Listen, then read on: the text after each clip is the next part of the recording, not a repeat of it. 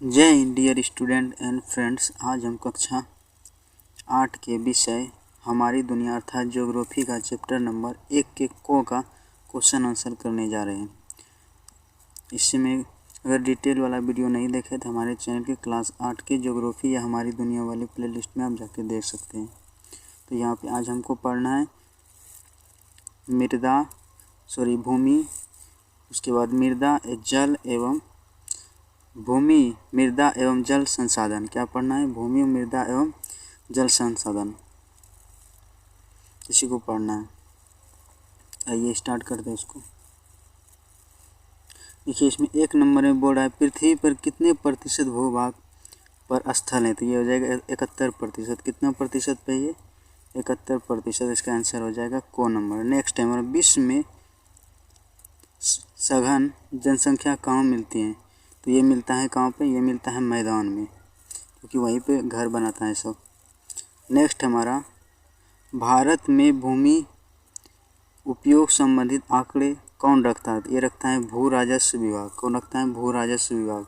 Next question है हमारा भूमि उपयोग के कुल कितने वर्ग में, मतलब इसमें पूछ रहा है भूमि उपयोग के कुल कितने प्रमुख वर्ग हैं। इसका हो जाएगा 5 वर्ग है। इसका आंसर रहेगा सी नंबर, 5 हो जाएगा। नेक्स्ट है मृदा को कुल कितने स्तर पाए जाते हैं। ये हो जाएगा 4 स्तर। कितना? 4। नेक्स्ट क्वेश्चन हो जाएगा हमारा समोच्च रेखीय खेती करना किसका उदाहरण? ये हो जाएगा मृदा अपरदन को रोकने का, वेदरिंग को बुलाता है अपरदन, सॉइल वेदरिंग, मिट्टी को बुलाता है सॉइल। उसके बाद रासायनिक दृष्टि से जल किसका संयोजन है, मतलब जल किस किस से बना है। तो हो जाएगा हाइड्रोजन और ऑक्सीजन। किससे बना है? हाइड्रोजन और ऑक्सीजन, क्योंकि जल का सूत्र क्या आता है? H2O, हाइड्रोजन और ऑक्सीजन। नेक्स्ट क्वेश्चन है, इसमें पूछ रहा है कौन सा एक महासागर नहीं है, मतलब कौन सा ओशन नहीं है, महासागर नहीं है। तो इसमें देखिए अंटार्कटिक, ये क्या है? ये महादेश है, लेकिन महासागर नहीं है ये। तो ये हो जाएगा को नंबर का आंसर। अब नेक्स्ट बोल रहा है फिल इन द ब्लैंक्स, खाली स्थान को भरने वाला। तो इसको हम देखते हैं। ये इसमें बोल रहा है मृदा में जीवों के सड़े गले अवशेष को डैश कहा जाता है। तो इसका आंसर हो जाएगा ह्यूमस कहा जाता है। ह्यूमस क्या कहा जाता है? ह्यूमस कहा जाता है। तो यहाँ पे देखिए इसका आंसर है। नेक्स्ट है दक्कन क्षेत्र में डैश मृदा पाया। दक्कन का पठार कहाँ है? महाराष्ट्र में। ये काली मिट्टी के लिए, ब्लैक सॉइल के लिए फेमस है। तो ये जगह काली मिट्टी यहाँ पे देखिए दिया है। भूमि एक डैश संसाधन है। ये हो जाएगा भूमि एक संसाधन है। तो कैसा संसाधन है? निश्चालन। कैसा है? निश्चालन। नेक्स्ट है हमारा महासागरों में जल का कितना प्रतिशत पाया जाता है? कितना परसेंट पाया जाता है? 97.3। और उसके बाद कितना पाया जाता है? इसके बाद बर्फ अवस्था में पाया जाता है, जो शेष बचता है।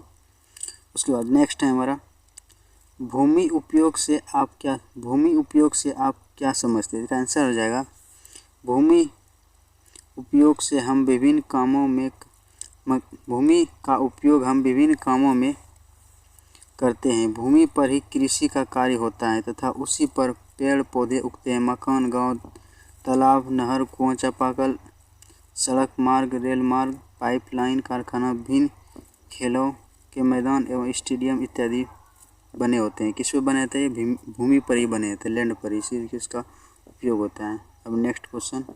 नेक्स्ट है मृदा निर्माण में सहायक कारकों का उल्लेख करें, मतलब सॉइल जो मेकिंग होता है, कैसे बनता है, उसका उल्लेख करने के लिए कारकों का। उसका आंसर हो जाएगा किसी स्थान के मिट्टी के निर्माण में वहाँ उपस्थित मौलिक चट्टान, क्षेत्र की जलवायु, वनस्पति, सूक्ष्म जीवाणु, क्षेत्र की ऊंचाई, ढाल तथा समय का महत्वपूर्ण योगदान होता है। नेक्स्ट क्वेश्चन है भूमि उपयोग को प्रभावित करने वाले कारकों का नाम लिखिए। देखिए भूमि उपयोग, आंसर हो जाएगा भूमि उपयोग के 2 प्रमुख कारकों द्वारा प्रभावित होता है। पहला होता है प्राकृतिक कारक, जिसको बोलता है नेचुरल। एक होता है मानव जनित, इसको बोलता है सिंथेटिक, बोल सकते हैं मानव निर्मित।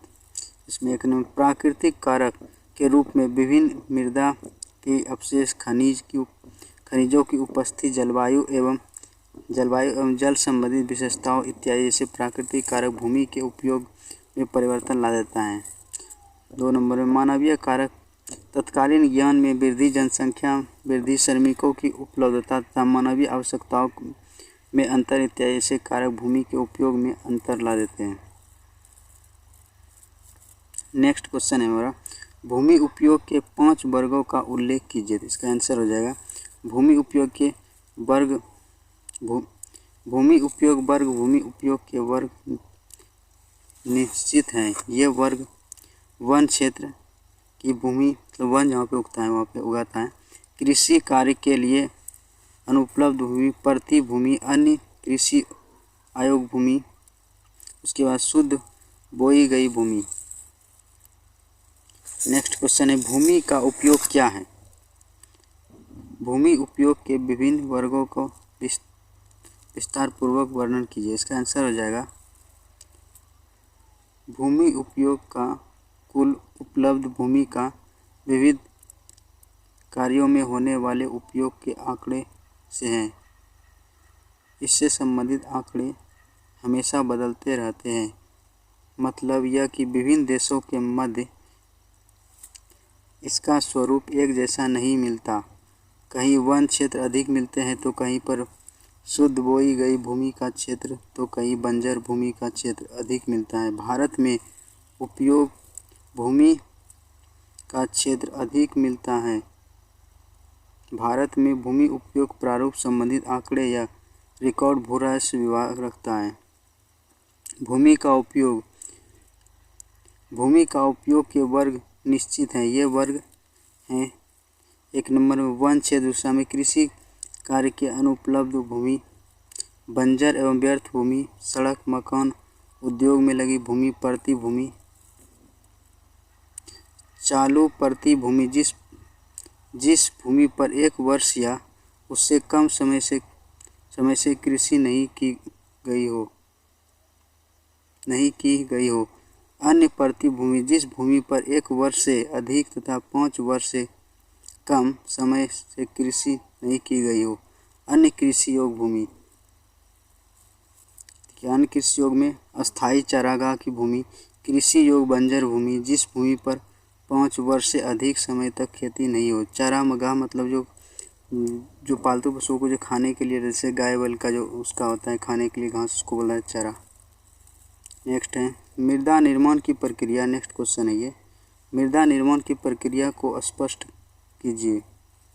इसका आंसर हो जाएगा किसी स्थान पर मृदा निर्माण में वहाँ के उपस्थित मौलिक चट्टान के क्षेत्र की जलवायु, वनस्पति, सूक्ष्म जीव, क्षेत्र की ऊंचाई, ढाल तथा समय का महत्वपूर्ण योगदान होता है। मृदा निर्माण की प्रक्रिया सबसे पहले मौलिक चट्टान टूटती है। टूटे हुए कण और महीन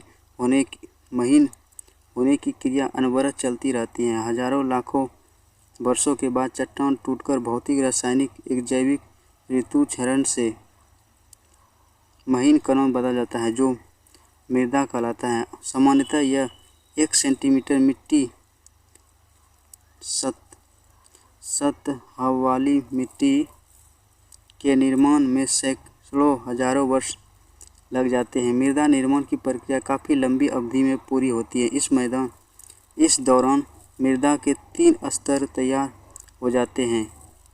इन्हें ऊपर से नीचे की ओर क्रमशः ओ, बो एवं सो स्तर कहा जाता है। ऊपरी स्तर ओ ह्यूमस की अधिकता होती है। वो स्तर में बालू, पंख की प्रधानता होती है। सो स्तर में ऋतुचरण से प्राप्त चट्टान कण मिला करते हैं, जबकि सबसे निचली परत को मूल चट्टानें होती हैं। नेक्स्ट क्वेश्चन है हमारा, मृदा अपरदन के कारणों का उल्लेख कर इसके बचाव हेतु उपयुक्त सुझाव दीजिए। इसका आंसर हो जाएगा मृदा अपरदन के मुख्य कारण जलवायु, वनस्पति विस्तार, मरुस्थल भूमि की ढाल एवं मानवीय क्रियाएं। मानव की कटाई, पशु चारा, आकस्मिक तेज वर्षा, तेज पवन, अवैज्ञानिक कृषि पद्धति तथा बाढ़ के प्रभाव से मृदा का अपरदन ज़्यादा होता है। अपरदन को क्या बोला जाता है? वेदरिंग अंग्रेजी में। तेज पवन या पानी का बहाव, मैदानी या चौराहा क्षेत्र में सतही अपरदन होता है, जबकि उबड़ खाबड़ क्षेत्र में क्षुद्र नालिका या